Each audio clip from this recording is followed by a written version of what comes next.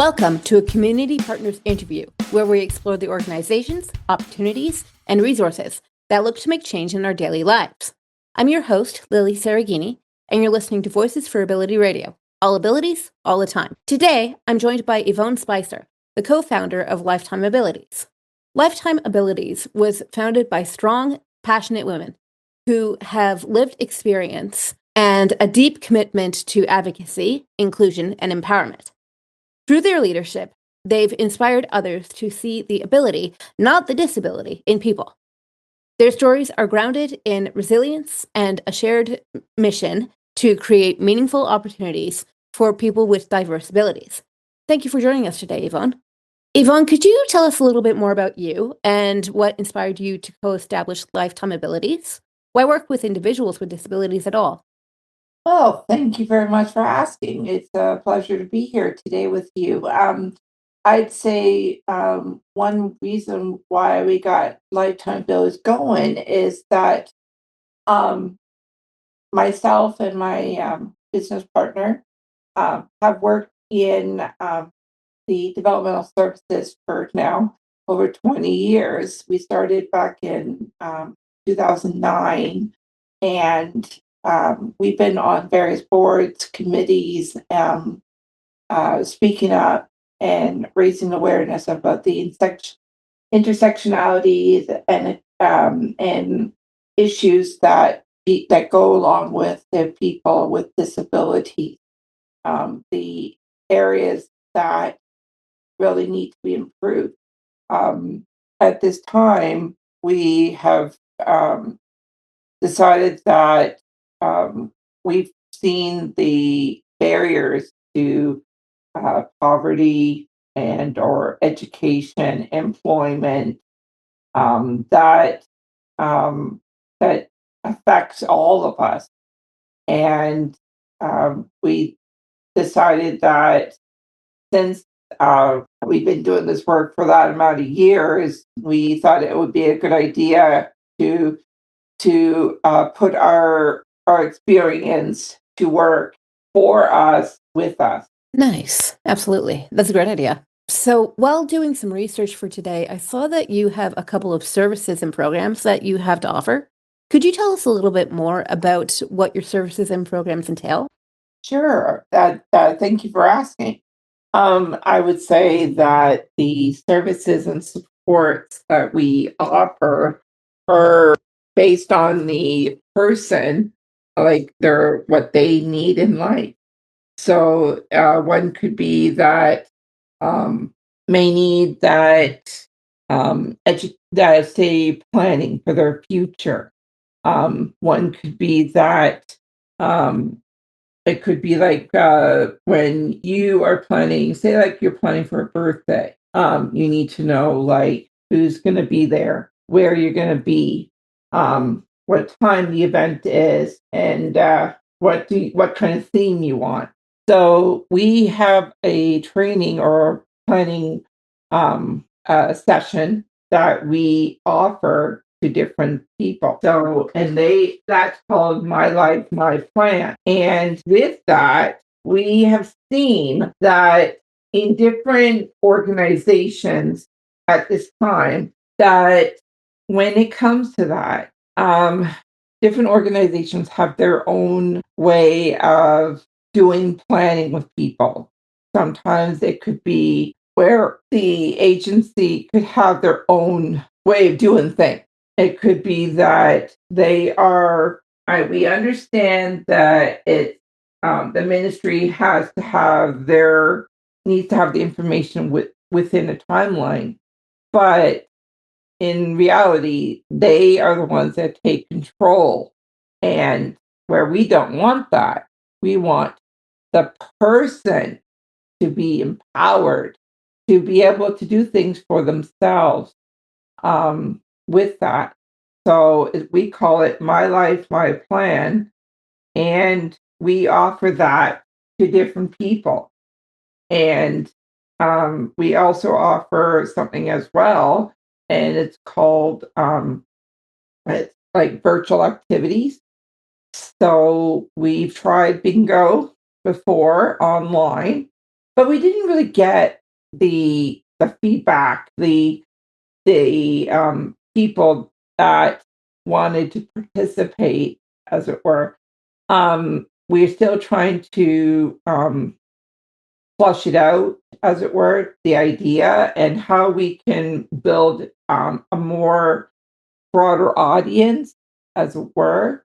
We also have another thing that we offer, and it's there's different things that we've done that really grabs to the audiences. So it could be that, doing presentations on, it could be about how about removing barriers. One could be about deaf blind voices and community solutions. One could be about um, how can you start a group of your own, but to feel empowered to do it yourself instead of a staff member having all the control over you. So it's we want to have a group that speaks for change, learn how to bring people together and set goals, share tasks, make a plan, and lead with simple tools to build strong teams and make sure one's voice is heard. So that's some of the things there, but we also offer accessibility and review services. So, like, you're looking at the whole document as a whole. So, if you have something in your hand, it may or may not be in a good way format. So, one could be that there's color on color, which when you think in reality, can someone who is visually impaired see it? Can they even, if is the writing too small? Is it not large enough? Is there jargon? Is it plain language? So we try and make it all um, accessible for the person or people who need it. And we've done that for different organizations in the past, and we're trying to lend a hand to different organizations to be able to offer that to them. That's excellent. That's very thorough. Wow. You guys do a lot of reach. Yes, thank you. And we only been open now for 6 months. Wow. Very nice. Yes, thank you. I also noticed that you have some goals on your website. What are your goals for your organization? And what do you choose? And why did you choose these goals? Well, I'd say for our goals, we've decided that some of the different things that we matter to us is that we like to be able to do things and then also work together with other people. We know that they're about the goals that we offer. It's because we're actually seeing that we need to set a path. We need to have a real good statement that's behind our value and our also what works for us may not work for other people. So, such as having respect and personal empowerment, building relationships, where different organizations will have their own way of doing things, but we've seen as someone who used to be with an organization where they will all call the shot. They've done it to me where they say one thing and then they change their mind and say, no, this is not what we're saying. We're saying this, that we want to be able to flat, be flat clear on what kind of statement we're putting out to all people. So it's not that people get the wrong idea. Absolutely. Very nice. Well, absolutely. The idea of self empowerment and individuation is very important. Are there any restrictions to the services and programs that Lifetime Abilities provides, such as age, caregivers, disability type, or family members only, things of that nature? No, there isn't. There's no barriers to our services. The only thing is that we are noticing is that maybe some people are not realizing that is that we want in the past, sorry, in the past, we did not get paid for the work we do. A lot of it in the past was volunteer, but they don't, lots of places out there, they don't realize it is actual work and work, like being on a committee and taking time off out of your own busy schedule from your paid job to do this volunteer work is work. It is hours of time you put into it. It is hours of commitment and taking time away from your family. Also, that when you're on social assistance, as it were, then you can't recover that kind of money, that time, that commitment, that um, stuff, that work you've done to show that um, you're actually able to be a contributing member of society.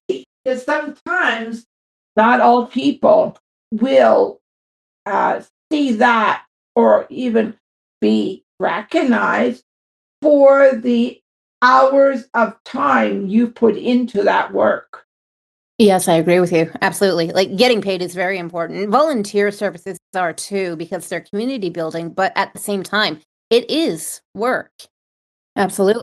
When it comes to assigning supports or resources, what is the process for determining what supports or resources are required? I would say that determining what the person needs is basically determining, like, maybe having a 1 hour consultation with the person, speaking with them. Just recently, we did have that with a parent who is trying to find some support for her son. And with that, um, we sat down virtually, had a discussion with her, and to get to know more about what she's looking for. For me, she saw my article in the Toronto Star, which was very nice to hear that she was able to reach out to us that way, and to we were able, both Teresa and I were able to get to know her, what she's looking for, and how we can help her in solving her issues at that time. Nice. Nice. Very nice. Without using any names, can you share a success story with me? What supports were put into place when someone asked for help? A success story. We haven't really had, because we're very fairly new. So maybe for a success story is that they I guess the mother that reached out to us, that was interested in getting some information from us to help her son. Now we're going to meet with her again in the coming weeks to see about what other ways that we can be of some support for her son and her on what we could do, because I know it at one time she was looking for support, for like virtual activities for her son, and or maybe a planning meeting or something, that because she was saying that her son, where her sister is the main support person for her son, but the person that called us was the sister, and was trying to help as much as they can um, to find ways that the sister can lend a hand to her other sisters and her son to so he can have a better quality of life. Well, okay, I'd say another success is that he got asked from a friend of ours, from a contact where we worked before, asked us previously this year to um edit a Word document from a document that an organization had in various jargon and acronyms and stuff on an agency's bylaw, or I mean, uh, bylaws or um, document for their board that we were able. They paid us for the work we did, and we put it into plain language, and he gave us maybe 2 documents to do, and then we did it, and he said that we did a great job. But I'd say without us knowing the person, the contact we had from an organization, we wouldn't have got that work that we got asked to do. Oh, that's very good. You're small now, sure, but future successes are also things to look forward to, not to mention the growth. Excellent. No, you're forming connections. That's great.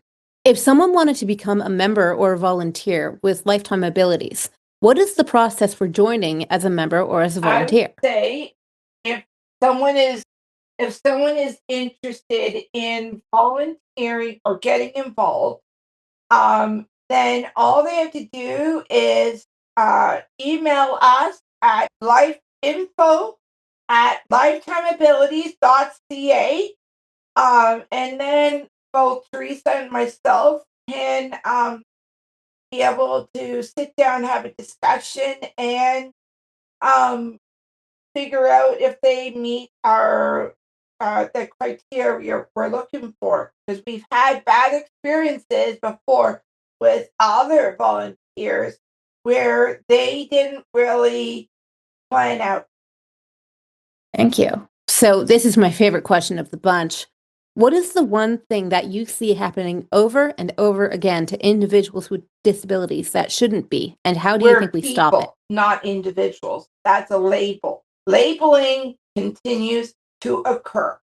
And with that, various things continue to occur where does not need to be, and where labeling, acronyms, jargon, a lots of like barriers that people have to jump through or crawl through just to get whatever support they need. So, such as, I'll give an example. I have someone that tried to get tested to see if they could qualify for DSO. And um, right now, according to what she said in her testing, that she may or may not qualify.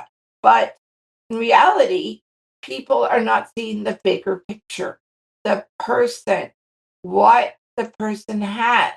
They don't even with the testing. The person that I'm talking about, she just had testing done, and they really did not understand the hours of grueling testing that they put her through could could be very detrimental to a person who is has various issues with their health, and saying that she may or may not qualify for passport funding shows that these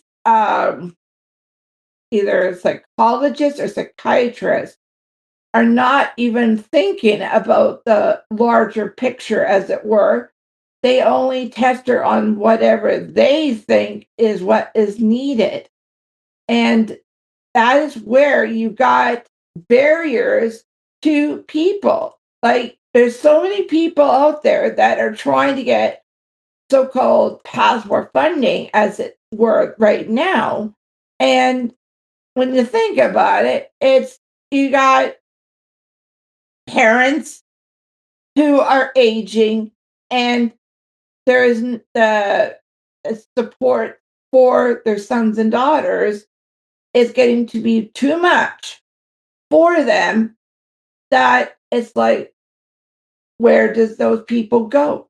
Where and sometimes they have to be put in a group home because the parents cannot look after them anymore. No, no. And it still continues to be a pressing issue. No matter what you do, it's that you have to constantly prove yourself, your case to whoever, to get them to understand what you're trying to say is the truth and that you're not making it up. Because um, these people in ministry of children community social services not live like we do. They get paid lots of money and they get raises like crazy. But then, in the end of the day, some of us are still lavishing, look behind the poverty line. And then some people end up having to have to go on the street just to live. And because there's everything, the prices for everything constantly goes up, and then we get blamed for it because we have no place to go. We have no home to go to. For sure, I hear you. I mean, when it comes to pre-diagnostics, shall we say, it a lot of it has to do with the presuppositions that doctors come in with. Like having get diagnosed in the first place just to be able to apply for financial aid is not wonderful. Mm, I hear you. Absolutely. Now, are there any events coming up for Lifetime Abilities? What's going on with you guys? Yes. Oh, yes. I want to say thank you for asking. Yes, we do have two, yeah, three events actually this month. The first one is going to be at the um, Westview United Church, and it's going to be happening at um, the Westview Baptist Church on Saturday, November 15th, from 8:45 to 3 o'clock. The second one is going to be on uh, um, Sunday, November 16th, and that's another one. And that's going to be at another event. And that I can tell you that right now with that one. So that's going to be another craft sale that we're going to be at. So, and then we have another one, the end of November, and that one is going to be at Ashwood Manor Retirement Home on Sunday, November 23rd. So right now we're trying to get out and do lots of different craft sales and get out to be noticed and to be seen for what we can do. So I encourage all of you to come out. And the one for November 16th is Sunday, November 16th at the Byron area. And it's a Legion. And it's going to be at the Legion Hall from 9 in the morning till 3 o'clock. Awesome. Awesome. Busy, busy, busy. Cool. Good job. All right. So, what is the one thing that everyone needs to know about Lifetime Abilities? And we just recently, last month, we had a table at the Speaking Out conference in down in Port Elgin, where we promoted some flyers, some useful information to actually promote our business. It's not run by staff. It is run by people who live, work, and have a disability. We do not need to, uh, we don't need staff to run our lives. We can do it ourselves, but maybe just in a little tiny bit of help, but not really help, but more like um, teaching us how to do it ourselves, and then we can do it ourselves. And then that way we can feel empowered that we can actually do everything together at this time. I would say also that if we're always looking for staff or people to join us and work with us. At this time, we are also trying to find some funding to hire different people to work with us. So if anyone is interested or has experience in various industries, such as like a bookkeeper, social media, someone that can work with us, maybe as a support person, but don't do it for us, do it with us. And together we can build a life of ability. Excellent. So, if people are looking for more information about you, where do they find you? You can find us on Lifetime Abilities website, Facebook, LinkedIn, and also can come out to different shows that we're going to be at and talk with us. And then, if you have any questions, you can also email us at info@lifetimeabilities.ca. Thank you very much for your time today, Yvonne. Absolutely, absolutely. It's been a pleasure. You've been listening to a Community Partners interview on V4A Radio. I'm your host, Lilly Cereghini. And remember, folks, stick together because we are all in this together.